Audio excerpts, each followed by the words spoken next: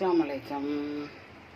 கருவாட்டு இறால், கருவாடு, கத்திரிக்காய், தக்காளி பழம், கருவேப்பிலை, பச்சை மிளகாய், இறால், வேறு என்ன, வெங்காயம், எண்ணெய் ஊற்றி தாளித்து கருவாடை ஆக்கிக்கிறேன்.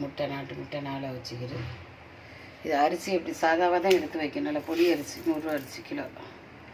இது களையக்கூடாது. ஏன்னா நம்ம அந்த நாளையில் இந்த அரிசியை கழுவுன எதுனா விட கேட்டு விட்டு கீரை ஆக்குவோம்.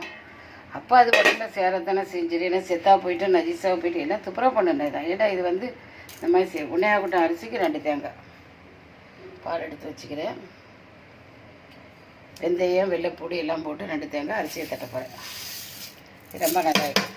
ஏன்னா எனக்கு அப்போ தான் ஞாபகம் வந்து இது ஏன்னாமல் இதுங்கிறோம் உள்ளதான் சொல்லிடுவோம். அரிசியை களைஞ்ச தண்ணியில் தானம்மா கீரைக்கு ஊற்றுவோம். இன்றைக்கும் அரிசி கழுவுன தண்ணியை நிறைய பேர் என்ன இருக்கலாமோ புழங்குறோம். அது கீரைக்கு ஊற்றி ஆக்குவோமே.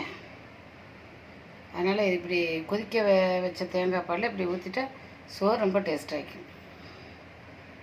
முட்டை, கருவாட்டு குழம்பு.